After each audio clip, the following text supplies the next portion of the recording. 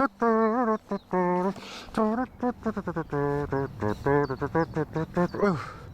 I don't feel well. Oh, I feel dizzy. Oh, I feel sick. Mum, Dad, I don't feel very well. Oh, my legs feel like jelly. They got no bones. Oh, Mum, Dad, oh, Mum. Oh my God, you're sick as well. Oh, Mum, Dad.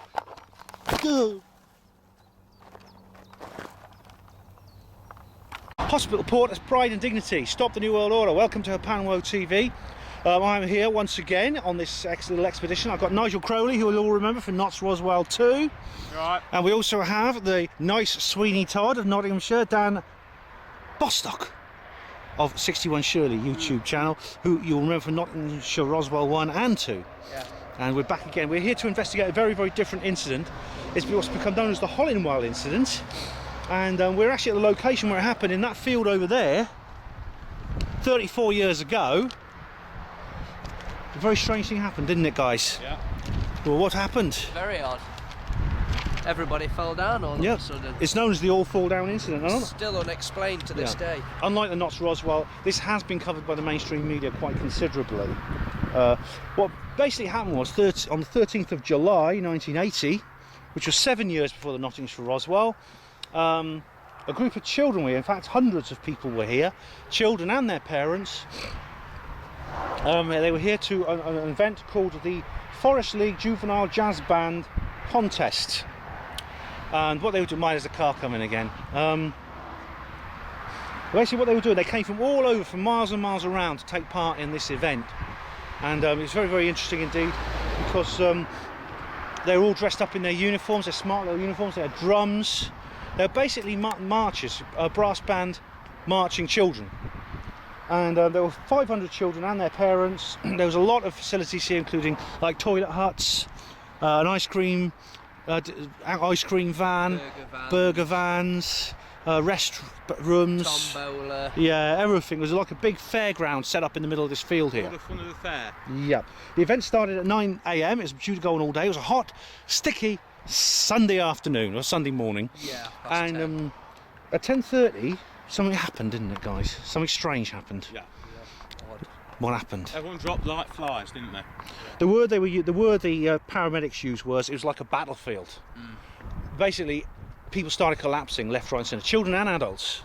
The children marching, and the parents who were with them watching in the side where the spectators area was. The kids were marching back up and forth across here, and suddenly they just collapsed. According to one witness, she said, a young girl at the time, "My arms and legs felt like I had no bones. I felt dizzy, sick." Adults were affected too, including little babies as well. There's even talk that some of the horses, there were some horses there and they were affected. Yeah. Minors, they were affected. Little babies, yeah. Yeah. So, mainly children, wasn't it? But yeah. There were some adults as well. It was some of the parents, yep, that's right. Some of the adults were affected too. And basically the organisers immediately called 999. The ambulance has turned up. Ambulances turned away came up from Mansfield and from Queen's Medical Centre, Nottingham, Mansfield General Hospital. Basically, it was a major incident, and there were over 250 casualties. Luckily, none serious, but the large number of casualties alone justified calling a major incident. What happened was the people soon recovered. Actually, they were taken to the hospital. Their symptoms were faintness, dizziness, nausea, vomiting, runny noses, confusion, inflamed throats and eyes. Yeah. Sort of like hay fever and asthma symptoms. Very bad hay fever. One of the ambulance drivers that turned up in that Radio 4 report said that they had some sort of abnormal smell in the air. And smell and a mist. Yeah, and he said, well, that haze they called it. Yeah, well, I know if it's a heat haze, but he said there's some sort of smell. Well, that's the thing with it being 10:30 in the morning. A heat haze doesn't seem plausible. Yeah, we've been. That's right. We've been looking. It's very, very. They describe a metallic smell and a kind of fog in the air, which is very, very odd. The paramedics also. The first paramedic on the scene says he could smell that straight away. Yeah. There was a smell in the air. There was That's right. Everyone was taken to the hospitals. They soon recovered. Like he'd never smelt that before. And they had blood tests taken, various other observations done. They never got the blood tests back, the blood results. Not for a long Sue time, no. One of the children that were there, she says they never got any answers from the hospital, or the blood results didn't get them back. Well, that is very unusual. And that means if they don't release your blood results, it means that they suspect something strange has happened, which indeed they did. I mean, obviously, something weird must have happened involving health and safety. Yeah. But basically, what the kids also, they suffered from what known locally as blebs, which I believe are blisters. Right. It's not a word we use outside this area, I don't think, but it's blebs was the word they used. Everyone soon recovered. No one was seriously hurt. Now, there was a lot of theories about this, and there was a council who did carry out an inquiry. I hope you can hear me, Banwa TV viewers. It's a bit windy today. I've got this little windbreak on top of the thing, which is nice. There was several causes suggested. In fact, even while the event was going on, someone put out a call on there was like a public address system at the event saying, please do not drink any more water or eat any more of the food or ice cream. Yeah. Because we suspect it might have been contaminated. Shot off, didn't he? Drove off, sped off. The ice cream man's made a bit of a scapegoat. Apparently he was ruined over this, and people even hurled abuse at him on the street, blaming him for what happened. When in fact he was completely innocent. His health and safety did check him out, and they checked his ice cream, and they couldn't find any toxins in it at all. No. Same with the food, same with the bottled water, things like that. But even if they did, I mean, the food and drink and what have you surely wouldn't have an immediate effect. Like it did. Everybody to fall at the same time. And the thing is, there were 500 people there, and 300 were affected, which is the majority. You wouldn't get that with food poisoning. No. Not everyone's going to eat the same thing. It's not going to hit everyone at the same time. No. This has struck everyone simultaneously. Yeah. Literally at the same moment, everyone. Now another thing, there were several other theories suggested in the council inquiry, and that was that nearby fields have been spraying with a substance called tridomorph, which is a pesticide that was actually banned in the year 2000 because it is said to be toxic. Now that was actually proposed as the solution for a long time, and the Hucknall Advertiser ran a story a couple of years ago saying, mystery solved! The falling down field event was caused by drum roll, tridomorph! But a recent TV show radio show called Punt Investigates, Punt PI. I'd use a C myself, but carry on. Yeah, you can make some wonderful puns and rhymes out of that, couldn't you? Yeah, Punt PI, Steve Punt the comedian, he's like a private investigator. He actually managed to get hold of some more records that was actually in the National Archives that were hidden from, not hidden, but they were kept out of the original inquiry. And these are records which show, they don't actually give any answers, but they do dismiss the tridomorph theory, because the Forestry Commission is absolutely adamant, they keep records of these things. No tridomorph spraying was carried out in that area for years. No, 20 years or something. Yeah. There's no Forestry Commission land. The nearest Forestry Commission land's about a mile away. Yeah, maybe but they had some. There was apparently some link to that area. And even if it was pesticides, for it to, the results said that it wouldn't have caused that much severe effect on people's eyes. And even if they had been spraying it, everyone would have probably gone down if it was that lethal, not just a certain portion of the people that was there. Yeah. I'm just going to pause the interview for a moment and just to tell you about how you can find out more about this event. It is covered in the media quite extensively. If you put in Hollinwell Incident, you'll find many pages like this one from the BBC which talks about it there. All the details are on here. There's an aerial photograph of the field we were in. That's the lane, that little line of trees there is the lane we're standing in. You'll also hear us talking a little bit more about germ warfare. And I want to just bring this up before I continue with the interview, because there is a precedent for this, and you'll hear me talking about it in more detail. But the details about the precedent can be found in many places. This is one of the most I think damning and suspicious, and that is on rents.com, of microbes and mock attacks 51 years ago. The military spray germs on US cities, and this 51 years ago from 2001 to 1950.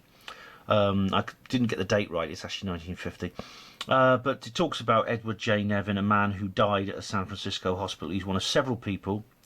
A 75-year-old retired pipe fitter died when he was infected with bacteria, was supposedly harmless, that was sprayed from a US Navy ship just off the coast. The goal was to see what might happen in a real germ warfare attack, involving blasting a bacterial fog over the entire 49 square mile city from a naval vessel offshore. As you're going to hear in a minute, I mean, I don't think it's a spoiler to say that basically this is what we contend might have happened at Hollingwell. Hollingwell might be something like this.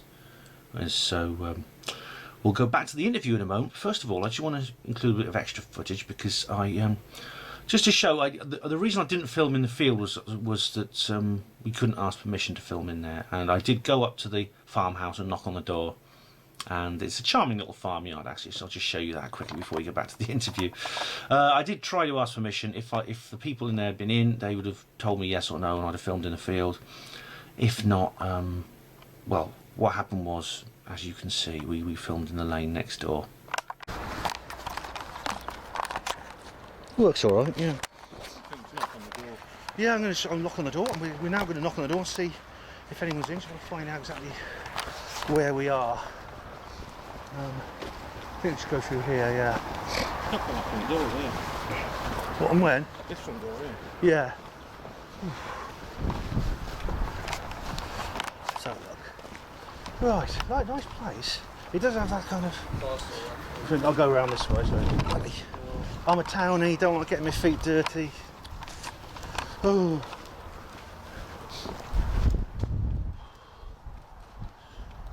Where's the doorbell?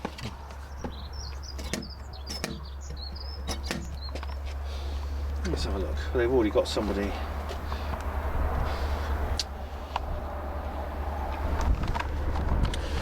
See if anyone's in.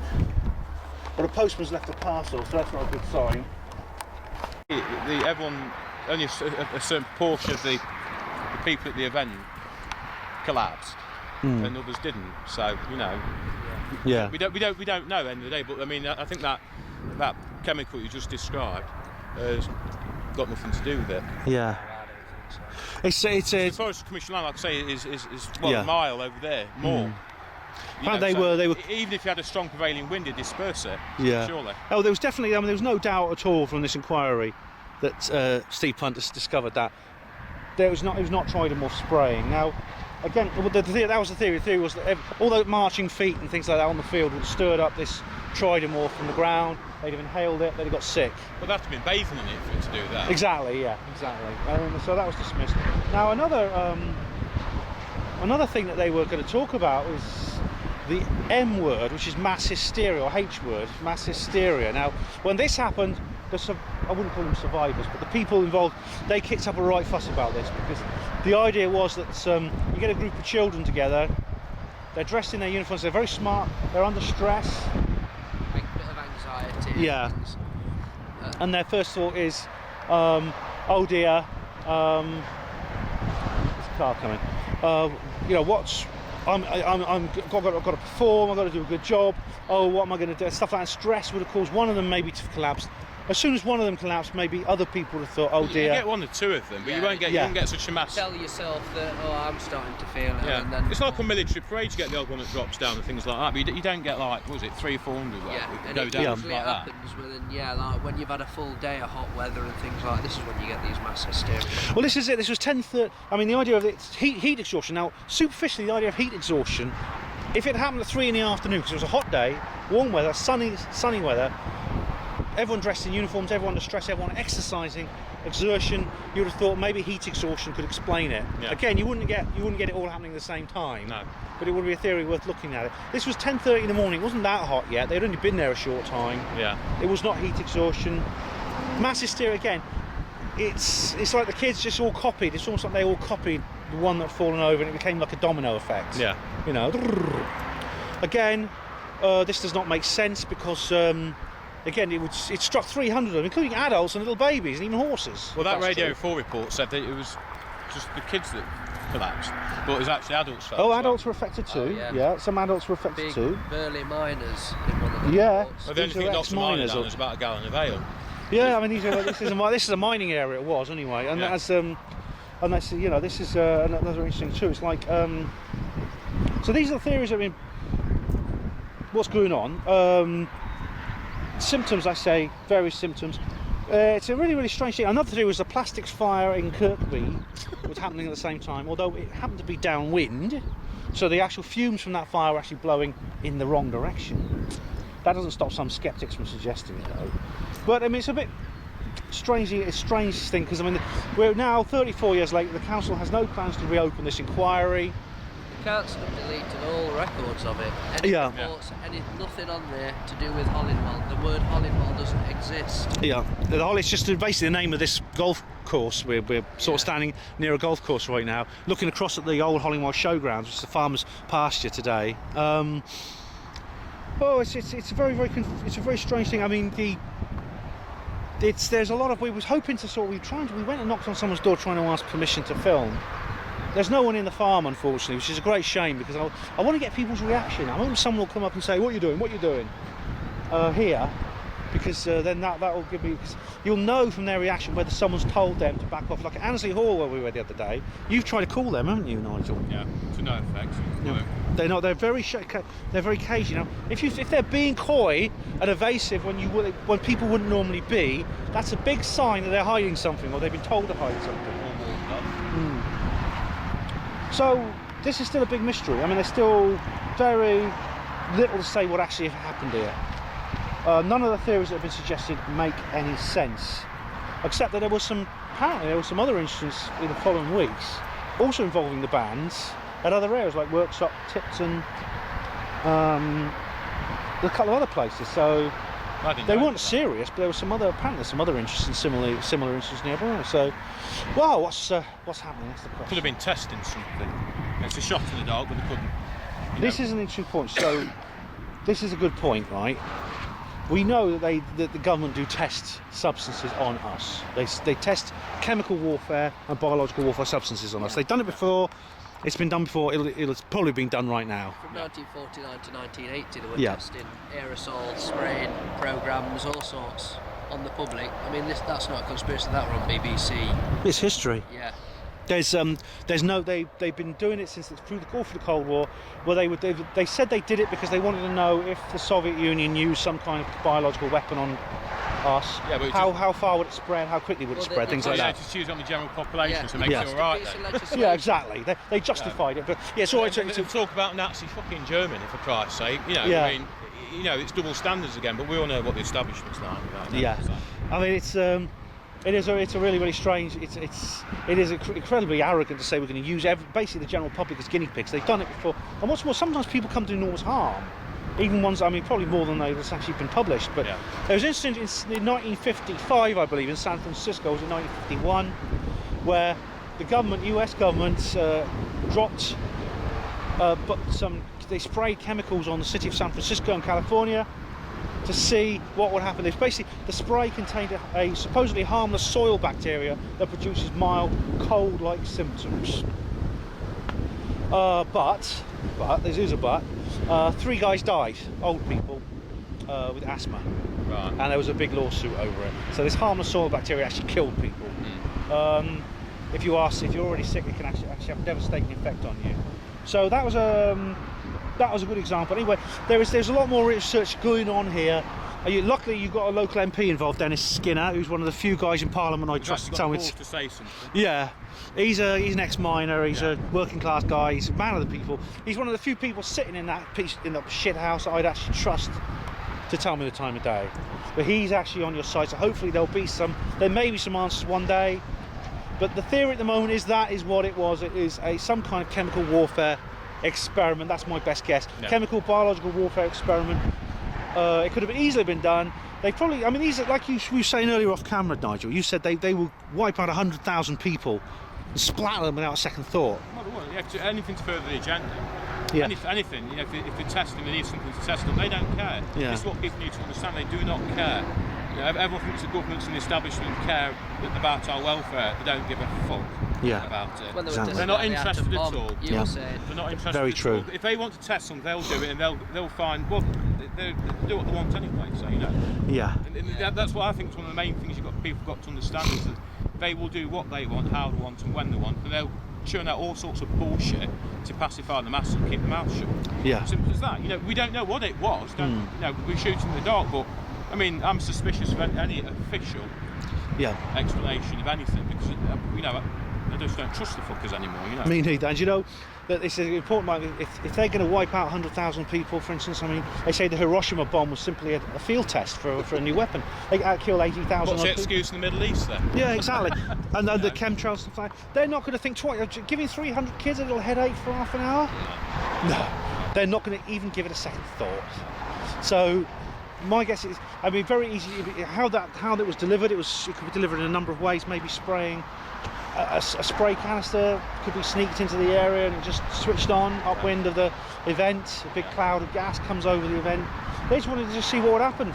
Well, I mean, the most reliable thing was one of the ambulance crew turned up and said there was a mist hanging over the area and there was some sort of pungent smell. Metallic smell. I mean, from that, from electromagnetic sort of. Yeah. It could be some kind of electromagnetic. Somebody suggested some kind of some kind of radionic weapon might have been involved.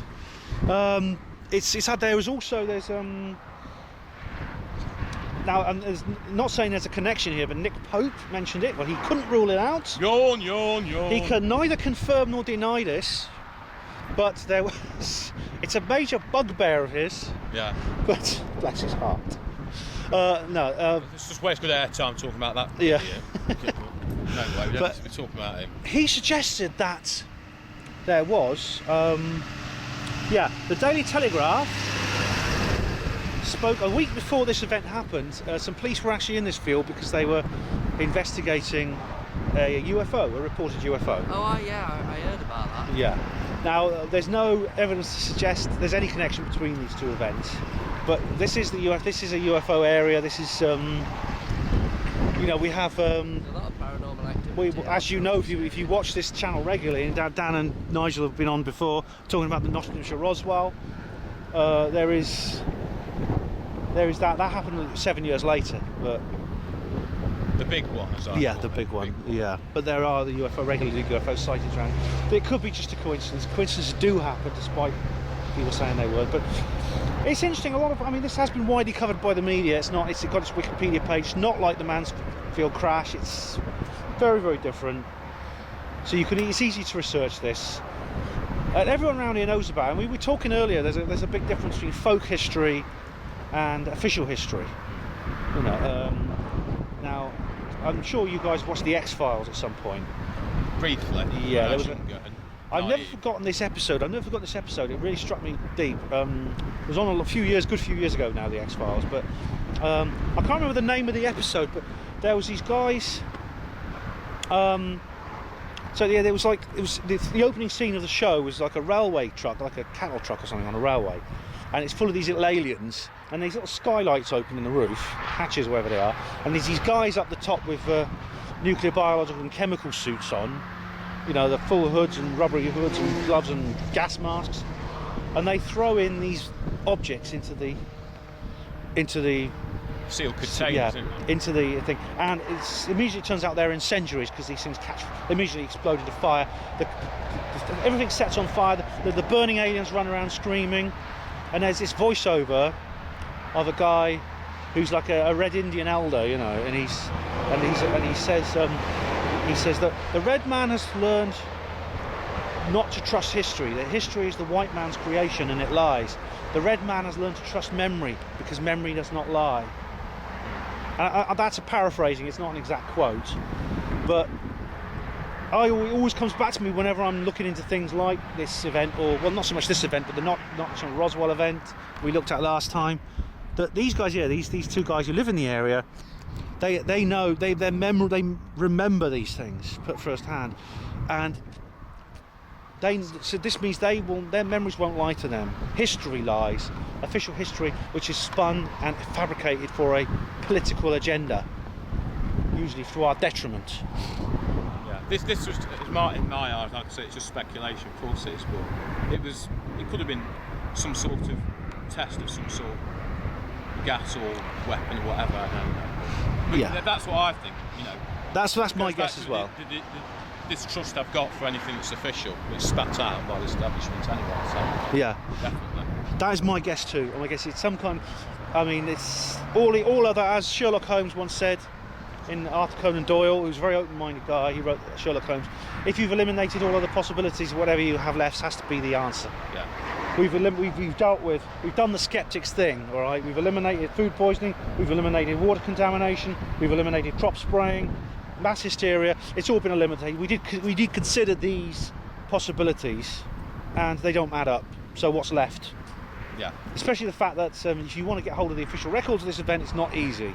You can get them, as Steve Punt did, but the council closed the inquiry. They're not even speaking about it anymore. So anyway, this is it. This is where it all happened. If there's any more news on this event, I will let you know, Panwo TV viewers. In the meantime, I just want to say a big thank you to Dan Bostock there.